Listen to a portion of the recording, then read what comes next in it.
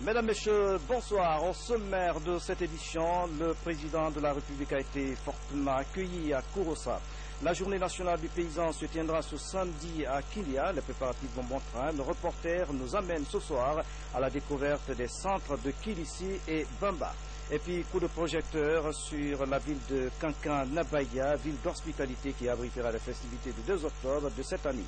Sortie du nouveau billet de 20 000 francs guinéens, le gouverneur de la Banque centrale de la République est l'invité de la rédaction. L'Océan Nabé, bonsoir. Merci d'avoir accepté notre invitation. Madame, Messieurs, bonsoir. Merci de votre attention. L'ancien Premier ministre britannique Tony Blair, reçu ce mercredi au Palais Sékou-Touré par le chef de l'État, professeur Alpha Condé. Il était venu exprimer son soutien au professeur Alpha Condé dans la lutte contre la fièvre hémorragique à virus Ebola. Le résumé de cet entretien avec Sanassi Keita. L'état actuel de l'évolution de la maladie à virus Ebola en Guinée. C'est le principal sujet au menu de ces discussions entre le président de la République et le fondateur de l'ONG Africa Governance Initiatives. Tony Blair manifeste encore au professeur Alpha Condé son soutien sans détour dans la lutte engagée contre cette épidémie.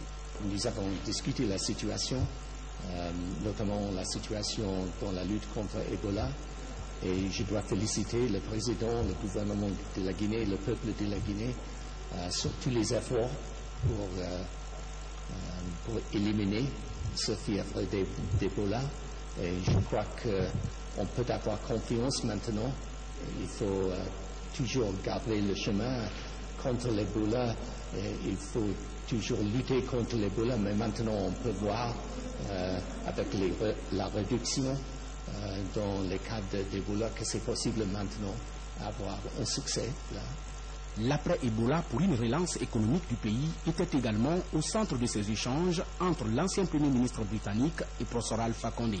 Nous avons discuté aussi la relance post-Ebola parce que c'est nécessaire à donner l'appui, les fonds pour le pays parce que maintenant il y aura pour améliorer la situation du peuple et de l'économie qu'on a les fonds pour adresser tous les problèmes de la Guinée pour l'avenir. Donc mon équipe travaille ici en supportant le gouvernement, y compris dans la situation d'Ebola, et aussi pour dire à la communauté internationale que la Guinée c'est un pays très important, que c'est important pour nous à donner tout l'appui et le support pour la Guinée.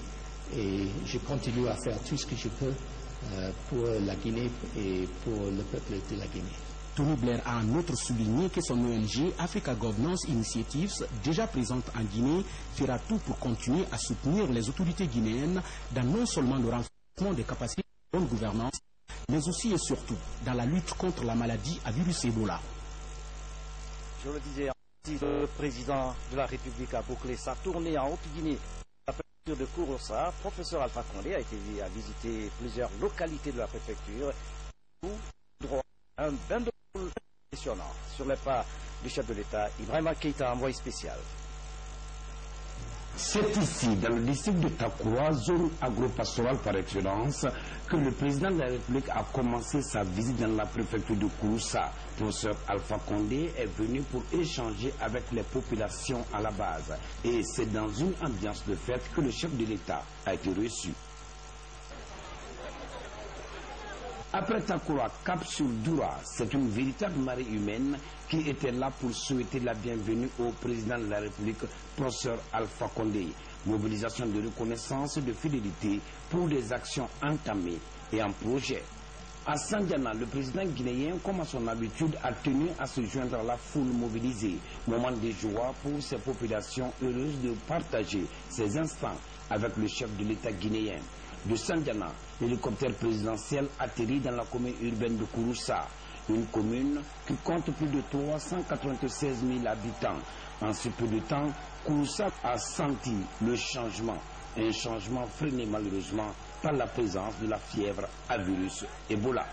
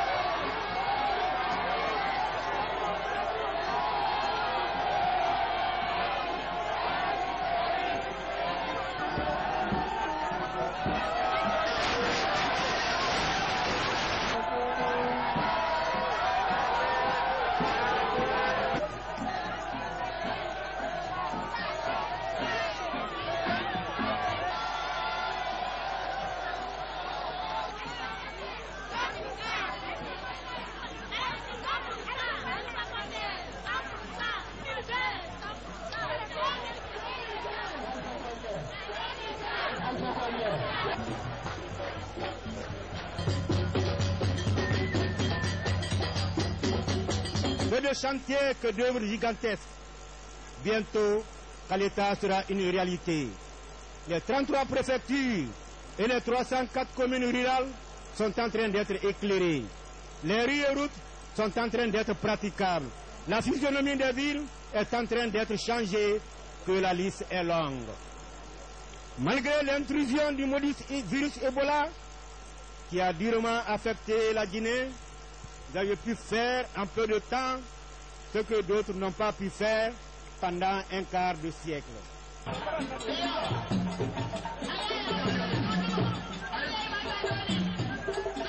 En langue du terroir, professeur Alpha Condé a tout d'abord remercié la population pour cette mobilisation avant de les inviter à la cohésion, au pardon, à l'amour du pays et surtout à la culture de la paix. Pour le président guinéen, le chemin à parcourir est encore long, ce qui oblige tous les Guinéens à un sacrifice afin de faire de la Guinée un pays émergent. Le changement amorcé va se poursuivre dans l'intérêt de tous les Guinéens, dira-t-il. À Koumana, le chef de l'État et sa suite sont arrivés aux environs de 17h ce lundi. Sans protocole, le président guinéen partage quelques instants avec ses concitoyens. Nous sommes ici dans la sous-préfecture de Barou où les populations ont réservé un accueil digne au chef de l'État guinéen. Véritable fête de reconnaissance, les artistes ont agrémenté cette visite du chef de l'État avec des pas de danse propres à cette partie de la Guinée. Partout, professeur Alpha Condé a conféré avec les sages des zones traversées. Ces notabilités ont profité du passage du président guinéen pour formuler des prières en faveur d'une Guinée prospère. L'autre image de l'actualité nationale, la semaine de l'agriculture se poursuit à Kindia avec le centre de formation et d'application de Bamba. Les paysans encadrés dans ce centre apprécient les connaissances acquises. Tierno Ousmane Diallo nous amène ce soir à la découverte de ce centre. Regarde. C'est la période de récolte du maïs au centre de formation et d'application des technologies de Bamba dans la préfecture de Kindia. Ici, la campagne agricole de cette année s'annonce bien. Pendant que d'aucuns procèdent de récolte, d'autres se mettent à l'œuvre pour revaloriser ce domaine du centre, d'où viennent d'être obtenues 6 tonnes de semences de maïs certifiées, déjà reparties entre les paysans qui bénéficient d'un encadrement de la part des techniciens. Mais, étant Fantofa, vraiment, Dieu merci, nous sommes bien appuyés ici. On cultive des céréales et les tubercules. Les semences, on les prend ici.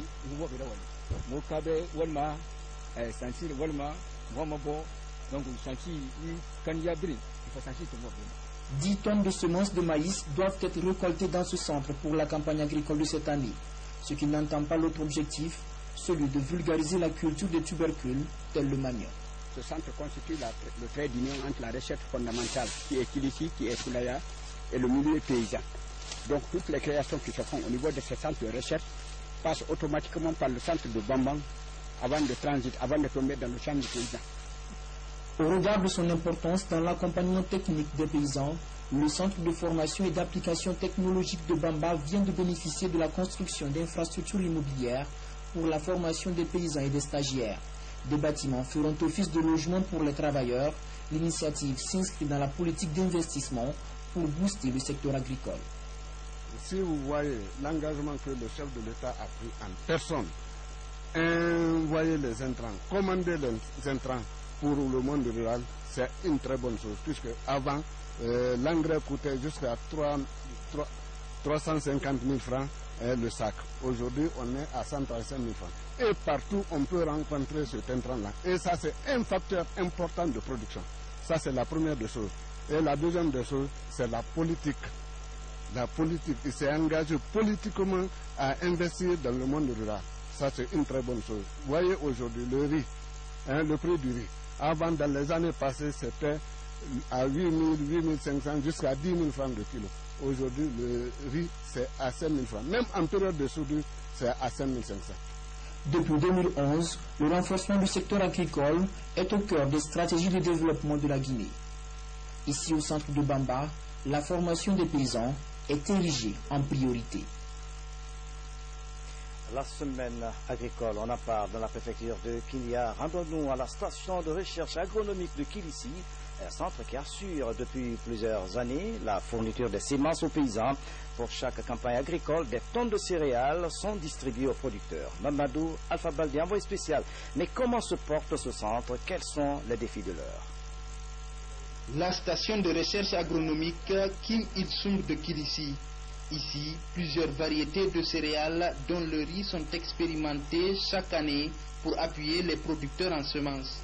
Pour chaque campagne, une moyenne de 50 tonnes de riz sont acheminées vers le monde paysan. Aujourd'hui, nous sommes en train de mettre les variétés au point qui peuvent aller jusqu'à 4-5 tonnes à l'hectare en milieu paysan et 3 tonnes sur le coteau. 5 tonnes là, ça c'est pour le bas-fond et le coteau c'est 7 tonnes. Mais qu'est-ce qui limite un peu notre rendement? C'est que on introduisait des variétés qui pouvaient donner jusqu'à 5 et jusqu'à 10 tonnes. Mais le goût n'était pas apprécié par les paysans. Le goût n'était pas apprécié par les paysans. Donc, qu'est-ce qu'il faut? Il faut faire un croisement entre les variétés locales et les variétés pour donner un bon goût et pour que le paysan soit satisfait dans sa demande. Les paysans sont satisfaits de la production, de la productivité de nos variétés, la consommation surtout, parce que nous, on tient compte du goût du producteur. Considéré un des plus grands de production semencière du Guinée, Kilissi n'est pas au maximum de ses capacités. Sur 70 hectares de bas-fonds disponibles, seulement 28 sont aménagés. Faute d'électricité depuis 10 ans et le manque de logistique adaptée, le travail est essentiellement manuel, un facteur qui réduit aussi les résultats de la station. De travail, notamment au bois-fond, n'ont pas un tracteur adapté pour le labour de ce domaine. Nous travaillons avec les tracteurs coréens qui datent de 30 ans maintenant, qui consomment près de 40 litres à l'hectare. Donc c'est énormément de problèmes. Ensuite, en un problème de main-d'œuvre, vous voyez déjà à maturité, la main-d'œuvre se fait rare. La mise en place se fait par les répliqueurs et par la main-d'œuvre manuelle. Donc manuellement, c'est répliqué et le répliquage coûte extrêmement cher. Nous avons un problème de structure de conditionnement et de stockage. Vous voyez en haut, on a hérité d'un hangar qui a été créé en 1847 par un planteur espagnol qui faisait la banque ici, en faisait la banane ici. Donc en 1847, ce hangar existe, qui n'a jamais été réhabilité. Donc non seulement on a un problème de stockage des semences, mais on a un problème de conditionnement. Créée en 1982, la station de recherche agronomique de Kilissi est le fruit de la coopération entre Conakry et Pyongyang. En 33 ans de production, Kilissi a fourni près de 6000 tonnes de semences de riz et maïs aux agriculteurs guinéens. Et puis, dans la perspective de l'atteinte de la sécurité alimentaire, le gouvernement guinéen s'investit dans la mise à disposition des paysans, des intrants agricoles, notamment des engrais. Vous le voyez donc à l'image, au port autonome de Conakry, 16 000 tonnes d'engrais sont en débarquement depuis quelques jours pour l'intérieur du pays. À ce jour, 9 000 tonnes sont déjà sorties du port. Ces engrais seront distribués aux producteurs. La politique agricole du chef de l'État, professeur Alpha Condé, marque donc des points. Justement, sur ce plateau, nous recevons en direct dans ce journal le gouverneur de la Banque centrale de la République de Guinée par rapport à l'émission des 20 000 billets de banque. Monsieur le gouverneur, Moussem Nabi, bonsoir. Bonsoir, monsieur Souma. Voilà, monsieur le gouverneur, merci donc d'avoir accepté notre invitation. Et concrètement, quelles sont les motivations qui vous ont conduit à l'émission du billet de 20 000 francs guinéens qui suscite assez de polémiques? Merci beaucoup, monsieur Souma, de cette invitation. Je m'en vais dire tout simplement d'abord que, au vu de l'engouement que nous avons constaté depuis la mise en circulation des billets, on peut dire, sans risque de se tromper, que la polémique n'était qu'artificielle. Et que le billet est entré en circulation et il plaît. Pour en venir à votre question, je dirais tout simplement qu'il y a trois principales raisons. La première raison, c'est d'ordre technique. Une nécessité de se mettre aux standards internationaux. En matière de billets de banque, il est communément admis qu'il y a trois séquences fondamentales. La séquence 1, la séquence 2 et la séquence 5. Nous avons la séquence 1 et la séquence 5, mais pas la séquence 2. La séquence 2 qui aurait pu être d'un billet de 2 000 ou de 20 000. Mais, et c'est là la deuxième raison, la raison d'ordre économique et financier, qui concerne les coûts de fabrication. C'est qu'on a trouvé qu'en raison de la faiblesse extrême de la valeur faciale de nos billets, les coûts de fabrication des signes monétaires en Guinée sont les plus élevés de la sous-région. Les conditions, si vous voyez par exemple comme la valeur faciale la plus élevée du CFA qui est plus proche de nous, vous trouverez que 10 000 francs CFA font 120 à 130 000 $. Fabriqués au même coût, vous voyez que la Banque centrale de la République de Guinée supporte des coûts extrêmement élevés qui, à terme, sont difficilement soutenables. Le deuxième raison d'ordre, la troisième raison, c'est la logistique, la manipulation, la nécessité de des actions, traitement de billets au niveau des banques commerciales, au niveau de la Banque centrale, mais y compris au niveau du public qui fait des versements et des retraits, qui est soumis à ces occasions-là à de très fortes difficultés. Mais est-ce que ces nouveaux billets sont bien sécurisés? Bien sûr, les billets sont sécurisés et on nous a même demandé pourquoi nous nous donnons tant de peine à sécuriser des billets dont la valeur faciale est si peu élevée. Nous nous sommes dit que ce sont des billets de banque et comme tels, ils méritent d'avoir toutes les sécurisations nécessaires comme sur les autres billets de banque oui, de tous les pays du monde. Les questions que généralement toute la population se pose, pourquoi vous avez procédé au lancement des billets de 20 000 et pas les petites coupures de 100, 500 et puis 1000 francs guinéens? Non, je dois dire avec force que les petites coupures existent à la Banque centrale et dans les banques. Les billets de 100 francs, les billets de 500 francs, les billets de 1000 francs existent et ils existent toujours. Les dispositions concrètes et permanentes sont prises pour que, à tout moment, toutes les dénominations de notre famille de billets puissent exister et être disponibles. D'ailleurs, c'est vrai que ces derniers temps, nous sont remontés des rumeurs selon lesquelles il est difficile de trouver de la petite monnaie. Nous avons pour cela pris contact, comme à l'accoutumée, avec nos partenaires traditionnels, les banques. Et aussi, nous avons innové en écrivant au syndicat des transporteurs pour que nous nous mettions ensemble pour trouver les meilleures voies et moyens de rendre ces coupures disponibles dans la population. Et comme pour aller plus à fond dans cette démarche, avant que ce que nous avons entrepris avec les partenaires puisse porter ses fruits, nous-mêmes avons décidé d'ouvrir à nos guichets, à notre agence principale, 2 guichets spécialisés dans la distribution de petites coupures. Mais est-ce que justement cette mesure est appliquée sur le terrain? Bien sûr, en tout cas, pour ce qui nous concerne. La question se pose toujours. Non, pour ce qui nous concerne, les 2 guichets sont ouverts. Ils sont là, les petites coupures sont disponibles. Mais ça, comme je le dis, c'est une solution transitoire en attendant que de meilleures dispositions soient prises, cette fois-ci en collaboration avec nos partenaires, les banques, et aussi avec le syndicat des transporteurs, parce que c'est surtout au niveau du transport des personnes que le problème se pose et qu'il y a des altercations souvent entre usagers et chauffeurs de taxi, notamment. Une dernière question, quel va être l'impact de ces billets sur l'économie guinéenne? Écoutez, les billets de... Est-ce que ça ne va pas aggraver l'inflation? Non, pas du tout. Au contraire, l'inflation a une tendance baissière depuis 2011. Depuis janvier 2011, nous assistons à une baisse de l'inflation. On a atteint l'inflation à un chiffre qui est l'un des objectifs, y compris dans le cadre du programme de coopération monétaire avec la ZMAO. Et cette tendance baissière se poursuit.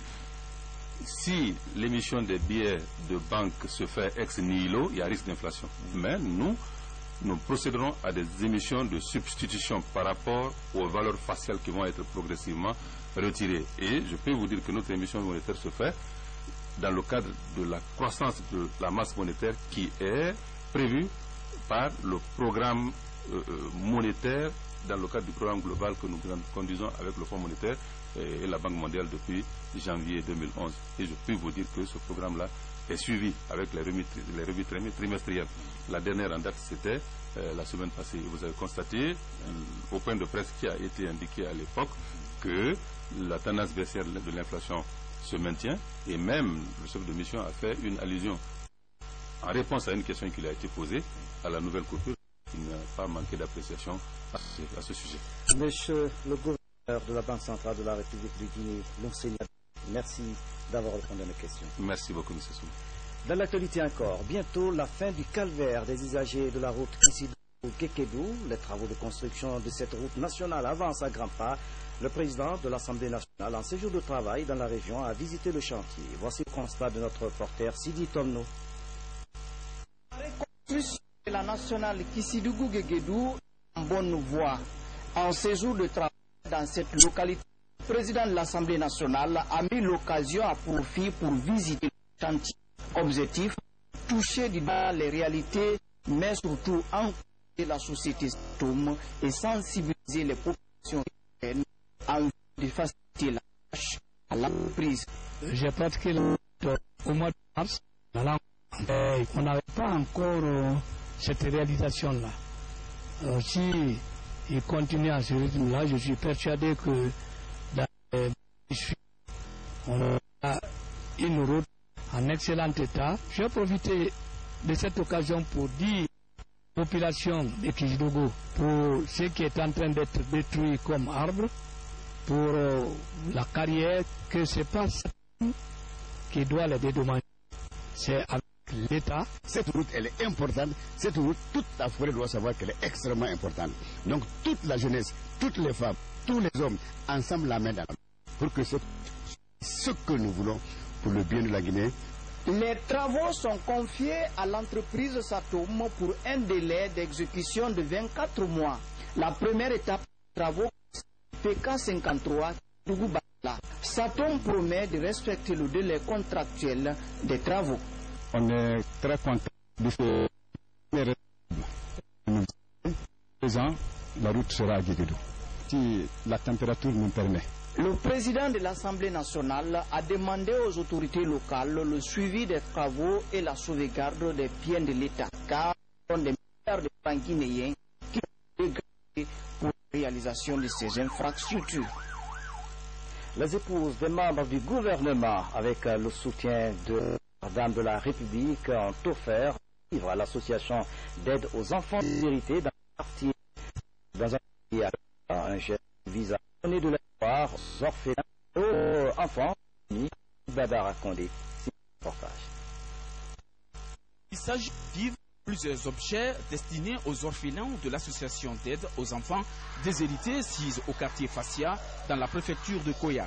Ce geste des épouses des membres du gouvernement est l'initiative de la première dame de la République, Hadja Djene Kondi. Il vise à donner la joie de vivre à ces tout petits. On est content aujourd'hui pour recevoir les cadeaux que la première dame nous a fait, pour les ballons, les gâteaux, les biscuits, les sucres, le riz. Je remercie la première dame et tous les membres du gouvernement. Nous sollicitons toute personne de bonne volonté, de près ou de loin, à nous aider à faire vivre ces enfants, les particuliers, les organismes, les bailleurs de fonds, les institutions nationales et internationales humanitaires.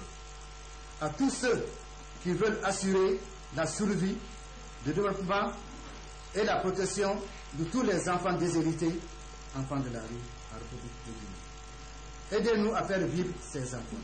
Créée en 2010, l'association d'aide aux enfants déshérités, l'hébergement, la nourriture, la formation, la réinsertion et ses mineurs, différentes familles. Nous, épouses des membres du gouvernement, selon la présidence de la FD,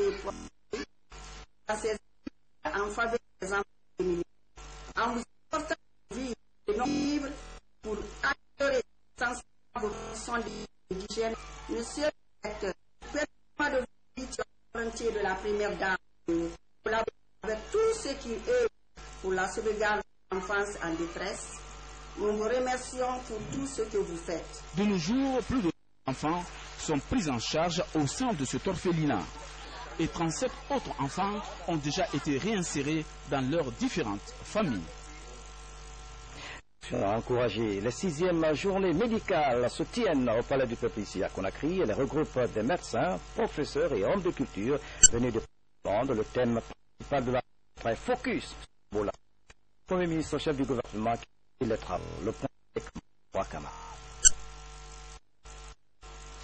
Ces 6e journées médicales en Guinée ont regroupé les médecins français régionaux de l'Ouest et de Guinée. Tous apportent leur contribution à la lutte contre l'État. Cette importante rencontre est dans la chambre spécialisée de la santé en Guinée et de l'étranger sanitaire durable contre l'épidémie. Et illustre des aspects de l'Afrique du XXe siècle, à savoir l'Afrique qui est en transformation. Une Afrique urbaine, mais une Afrique aussi dans cette transition. J'ai causé à notre pays des impacts sanitaires, économiques et sociaux.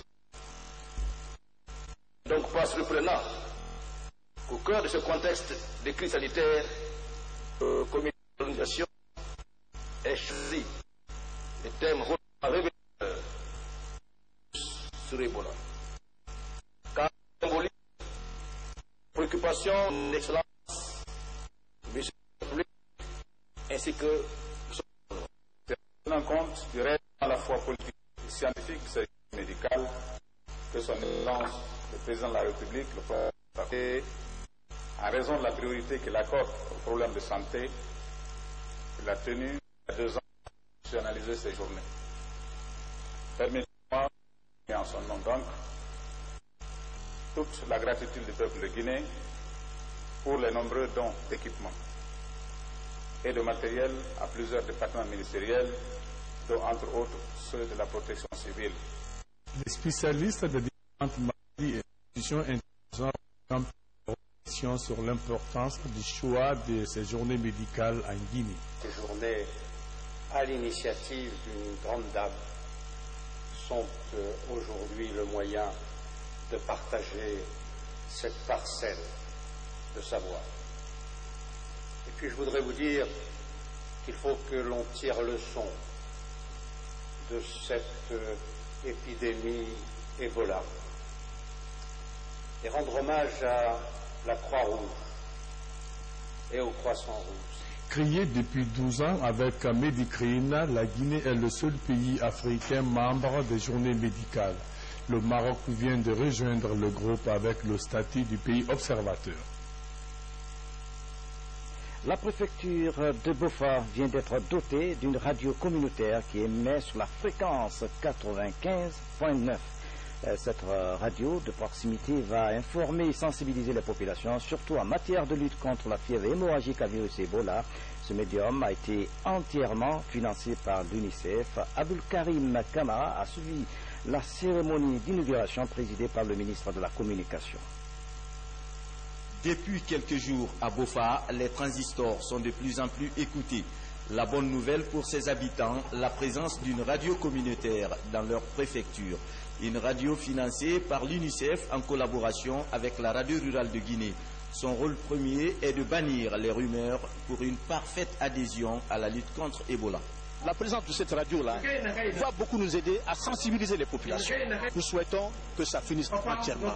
Et la radio va s'y mettre pour que, n'est-ce pas, les populations soient soigneusement éduquées dans ce sens, soigneusement sensibilisées dans ce sens. Nous voudrions que les messages tels que pour la protection des enfants, d'accord, la santé, l'éducation, les droits des enfants, tout ce passe pour la radio pour que cette radio vienne écouter les populations. La radio communautaire OFA 25.9 en bande FM. Elle est une heure 500 watts, une technique, studio, des bureaux et un groupe de projet de KVA. La population de ce qui renforcera sur l'unité et la. Très bien, c'est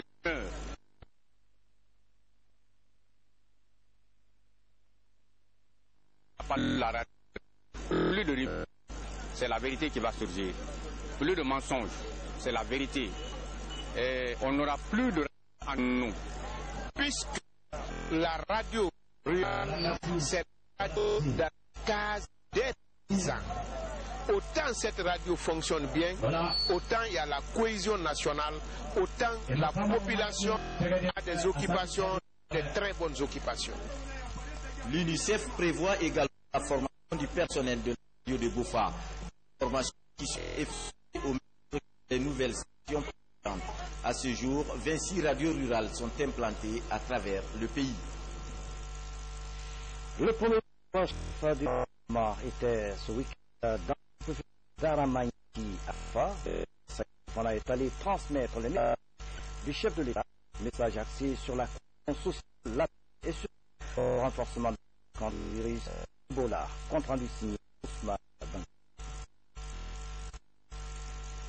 Il nous a fallu sur les routes déterminées pour les communes rurales, comme et Daramyaki. Qui une des communes rurales la plus éloignée de son chef. Elle est située à 140 km de Téléville, 70 km de Bois, 35 km de le côté jamais n'a connu le passage d'un premier ministre. Mohamed Saïd Fana est complice de la dynamique du PG Arkansas. L'arrivée du chef de gouvernement dans la commune de Maïki est une preuve éloquente de l'attachement du gouvernement populaire à la. C'est pour dire, pour la de la population, avec la vision de la sous-préfecture de Daramyaki, au nom des sages, hommes, femmes, vieux, enfants, à la disposition du programme de Fakonde. Et ce qui me réconforte, c'est que les fils ressortissants sont en train de comprendre la réalité. Comme c'est eux qui peuvent vraiment parler aux parents pour dire écoutez, c'est le bon côté, c'est ce qui est en train de se faire à Télémélé. Je l'ai dit, pour être grand, il faut être avec les grands. Celui qui a le pouvoir, celui qui a les moyens, si tu n'es pas avec lui, comment tu peux partir? Le messager du chef de l'État, désormais témoin des difficultés auxquelles les populations rurales sont confrontées, réaffirme l'engagement du gouvernement. Nous avons beaucoup vu, mais ce que nous avons vu aujourd'hui nous a réjoui davantage. La riposte à cette sale maladie est encore d'actualité dans nos localités. C'est-à-dire que les populations continuent à maintenir les mesures de prudence qui leur ont été conseillées. Je l'ai déjà dit par ailleurs à Télémélé, ici aussi, je tiens à vous féliciter pour avoir mieux réussi et avant tout le monde à faire en sorte que Ebola ne s'installe pas dans votre préfecture. Tant qu'il y a un cas d'Ebola qui est signalé, Daramyaki et Télémélé doivent se sentir mobilisés dans cette riposte. Comme nous l'ont dit vos fils et filles, il y a eu un changement de mentalité, un changement de vision par rapport au développement de votre localité. Nous avons dit sans hésitation que nous avons le sentiment que Télémélé a été lésé, il faut le reconnaître. Télémélé a été marginalisé, il faut le reconnaître. Les infrastructures sont dans un état vraiment pitoyable. Je regarde depuis ce matin, depuis 8 heures, nous sommes sur la route pour relier deux localités dans une même préfecture. C'est difficile à accepter.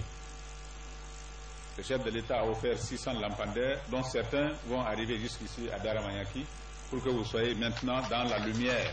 Je rapporterai fidèlement au chef de l'État que vous vous êtes exprimé pour soutenir son action. Car aujourd'hui, qu'on le veuille ou pas, c'est à lui que Dieu a donné le pouvoir de diriger ce pays.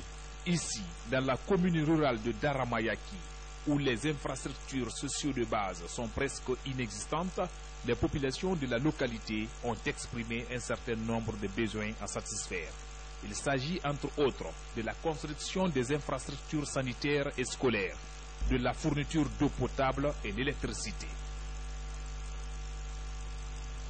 Le Premier ministre chef du gouvernement au contact des habitants de Daramyaki, de la préfecture de Télémélé. Et puis, les préparatifs de la présidentielle du 11 octobre 2015, les opérations de révision des listes électorales se poursuivent en Guinée, à l'étranger également. La campagne de sensibilisation se poursuit. En France, précisément à Nantes, des rencontres de sensibilisation se multiplient à l'intention des communautés guinéennes en vue de se faire recenser. Des rencontres animées par Ibrahima Keïta et Souleymane Ba. C'est une dépêche de Ngadi Keïta, notre reporter depuis Paris. La région administrative de Kankan va abriter la fête de l'indépendance le 2 octobre prochain. L'an 57 de la Guinée suscite de l'engouement. Kankan-Nabaya, ou la cité hospitalière, a durant des siècles su préserver la tradition d'accueillir toutes les entités sociales. Ces entités sociales et croyances vivent en harmonie. Kankan-Nabaya, ville d'hospitalité légendaire. C'est un commentaire signé de Ansman Toumani Kamara. Kankan-Nabaya, ou Kankan de l'hospitalité, depuis des siècles, la cité accueille et fait vivre en harmonie différents groupes sociaux et de croyances. Comme d'autres grandes villes du monde, Kankan est un creuset culturel dans lequel toutes les croyances, les ethnies nationales et étrangères présentes participent à l'émergence de la cité.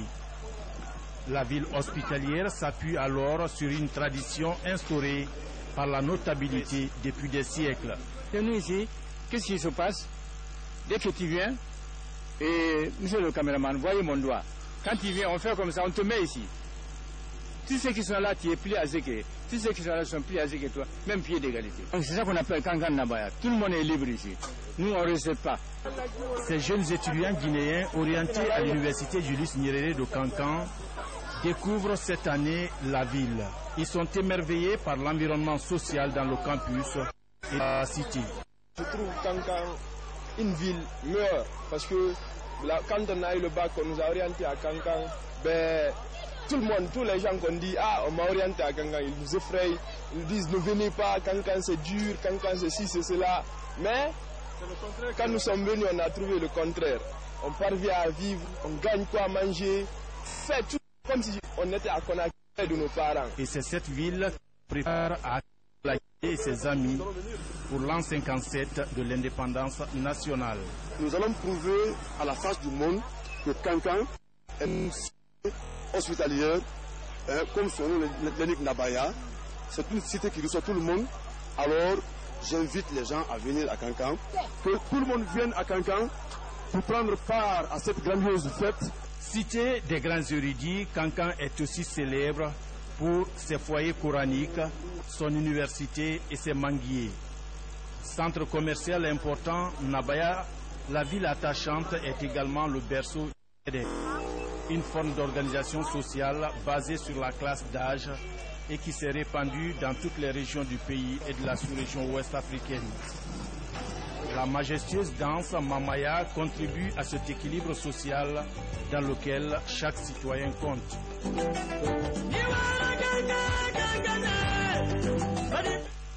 Kankan-Nabaya, ville d'hospitalité légendaire. Ansman Toumani Kamara, merci pour ce reportage. Suivi et protection des enfants au centre des préoccupations de l'ONG Plan Guinée, un projet de renforcement du système de santé a été ficelé dans ce sens. La préfecture de Forêt-Carrière et d'Oubreka sont les bénéficiaires. Ce projet met en relief le renforcement des capacités des agents de santé dans le cadre de la lutte contre le virus Ebola.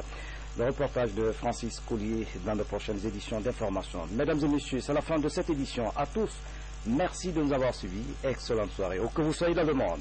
À demain.